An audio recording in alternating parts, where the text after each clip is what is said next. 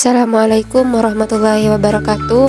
Saya Hadijah Nafisa. Di sini saya akan menganalisis masalah yang berkaitan dengan etika profesi keguruan. Permasalahan pertama, orang tua siswa menuntut guru untuk membagikan rekaman video proses pembelajaran anaknya dengan alasan memantau perkembangan anak. Guru menolak dengan alasan melanggar privasi siswa lain. Bagaimana solusi komunikasi yang dapat dilakukan guru untuk memenuhi hak orang tua tanpa melanggar etika profesi? Menurut saya, solusi komunikasi yang dapat dilakukan oleh guru tersebut adalah menjelaskan kepada orang tua tersebut alasan penolakan membagi rekaman video dengan empatik dan profesional. Contohnya, menjelaskan mengenai kode etik guru yang tidak melanggar privasi siswa, atau mengenai kebijakan sekolah yang melarang distribusi video yang menampilkan siswa lain. Kemudian yang kedua, menawarkan alternatif pemantauan yang etis, seperti membuat laporan perkembangan belajar anak atau mengajak orang tua untuk berdiskusi langsung tentang perkembangan anak dalam waktu yang ditentukan. Kemudian permasalahan yang kedua, terdapat guru yang mengunggah konten TikTok parodi sindiran terhadap kebijakan pemerintah mengenai kurikulum. Kemudian konten tersebut menjadi viral dan menuai pro dan kontra. Bagaimana tanggapan Anda dan bagaimana seharusnya strategi menyampaikan kritik konstruktif tanpa harus merusak martabat profesi? Menurut pendapat saya, strategi menyampaikan kritik konstruktif secara profesional yaitu dengan menggunakan saluran yang tepat, menyampaikan kritik melalui forum akademik atau pendidikan, seminar, FGD, media ilmiah, atau organisasi profesi, sehingga kritik akan lebih diperhatikan jika disampaikan di tempat yang relevan. Kemudian yang kedua, membangun gagasan yang solutif. Kritik tanpa solusi mudah dianggap mencela. Guru yang profesional justru menyampaikan masalah yang dialami di lapangan dan memberi usulan perbaikan atau rekomendasi kebijakan. Kemudian permasalahan yang ketiga, jika terdapat guru di Papua ditolak oleh masyarakat karena dianggap agen pemerintah, sehingga anak-anak dilarang sekolah.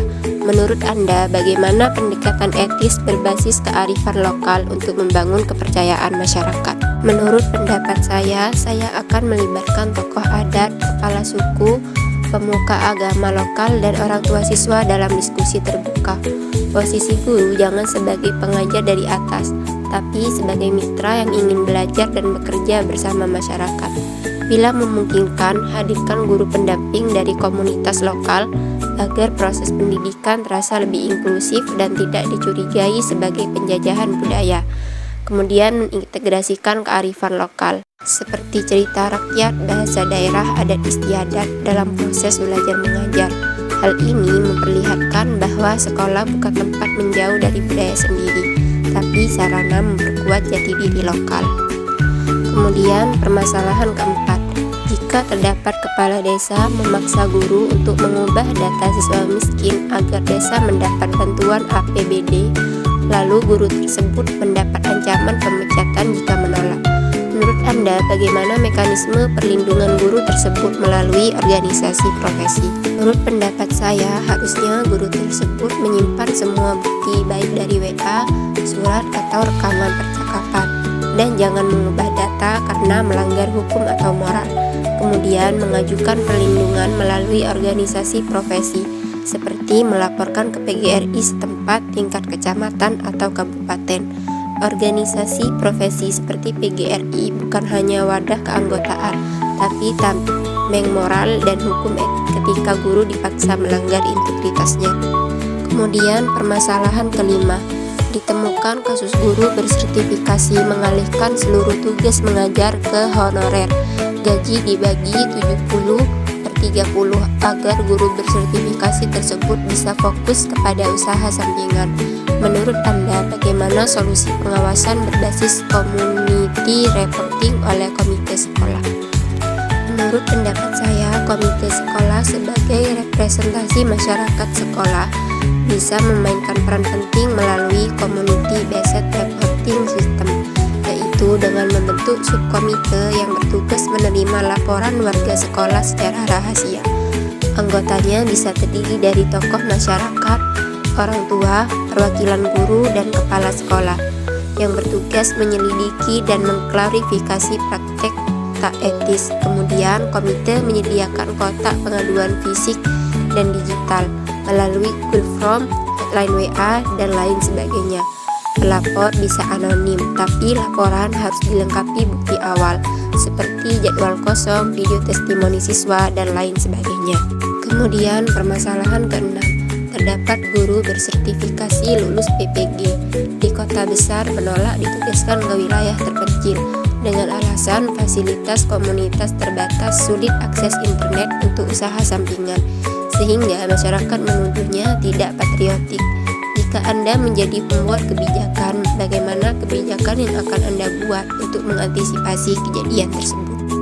Maka kebijakan yang akan saya buat yaitu setiap guru peserta PPG wajib menandatangani fakta integritas patriotisme guru atau membentuk badan independen di bawah Kemendikbud dan PGRI untuk memverifikasi alasan penolakan penugasan atau menerbitkan rekomendasi pencabutan sertifikasi bila guru menolak tugas tanpa dasar yang kuat. Kemudian permasalahan yang ketujuh, jika terdapat guru yang membuka les privat muridnya sendiri di sekolah dengan tarif khusus, menurut Anda apakah hal ini melanggar etika profesi guru? Jelaskan mengapa.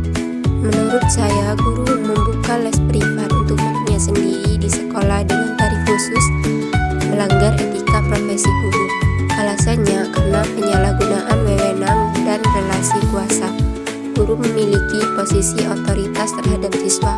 Saat ia menawarkan les berbayar kepada muridnya sendiri, ada tekanan tidak langsung seperti, kalau saya tidak ikut les, apakah nilai saya tetap bagus? Atau mungkin alasan kedua memunculkan diskriminasi akademik. Guru bisa secara tidak sadar atau sengaja memprioritaskan siswa yang ikut les privat, memberi mereka soal latihan tambahan atau perhatian lebih. Akibatnya siswa lain merasa dirugikan dan keadilan pembelajaran terganggu. Kemudian alasan yang ketiga, karena mengadakan les di lingkungan sekolah yang dibangun dengan dana publik untuk kepentingan pribadi atau berbayar adalah bentuk penyalahgunaan aset negara atau sekolah. Permasalahan ke-8, jika terdapat guru senior yang menolak pembelajaran digital dengan alasan saya sudah berpengalaman 30 tahun. Menurut Anda, bagaimana model pengembangan keprofesian yang efektif untuk mengatasi hal seperti ini? Model pengembangan keprofesian yang efektif untuk guru senior yang resistensi digital yaitu model andragogi reflektif kolaboratif, yaitu mengutamakan kebutuhan dan pengalaman belajar orang dewasa dengan cara kolaboratif dan empatik, seperti guru muda mendampingi guru senior dalam pelatihan digital secara informal dan tanpa menggurui. Kemudian mentoring terbalik, guru muda menjadi mentor teknologi untuk guru senior, sementara guru senior menjadi mentor pedagogik. Buat komunitas belajar inklusif dan non-formal seperti sebuah komunitas bukan pelatihan wajib formal, tapi kelompok kecil santai di sekolah dengan tujuan membangun keakraban, mengurangi tekanan, dan membuka ruang coba-coba tanpa takut gagal. Kemudian permasalahan yang ke-9, jika terdapat guru yang dipecat karena kasus kekerasan verbal, namun masyarakat justru membelanya, bagaimana tanggapan Anda? Menurut tanggapan saya, kekerasan verbal seperti penghinaan, merendahkan murid, atau ucapan kasar merupakan pelanggaran serius terhadap kode etik guru dan prinsip pendidikan yang manusiawi. Dalam dunia pendidikan modern, otoritas guru tidak membenarkan kekerasan dalam bentuk apapun, meskipun atas nama mendidik. Dan kemungkinan masyarakat membelanya karena dikenal sebagai orang yang baik, berprestasi, atau berjasa di komunitas. Masyarakat memiliki pemahaman tradisional bahwa teguran keras atau bentakan adalah bagian dari cara mendidik zaman dulu. Emosi kolektif masyarakat terhadap hukuman yang dirasa berlebihan atau terlalu cepat oleh instansi, dan harusnya sekolah memberi kebijakan yang berkeadilan seperti mendengarkan suara korban, saksi, dan guru tersebut, dan fasilitasi dialog antara guru dan siswa yang terdampak. Bahan yang terakhir, seandainya seorang guru mengetahui kepala sekolah melakukan workup dana BOS, jika melaporkan maka mengancam harmoni sekolah. Jika diam saja, maka melanggar kode etik PGRI pasal 5. Langkah apa yang akan Anda ambil? Jelaskan mengapa demikian. Kita perlu mengambil langkah yang tegas namun bijak. Langkah yang akan saya lakukan yaitu menemui 1 atau 2 rekan guru senior atau pengawas sekolah kepercayaan, lalu menceritakan masalah dengan terperinci atau melaporkan masalah ke PGRI. Sekian analisis masalah yang berkaitan dengan etika profesi keguruan. Saya Hadijah Nafisah dan sampai berjumpa kembali. Wassalamualaikum warahmatullahi wabarakatuh.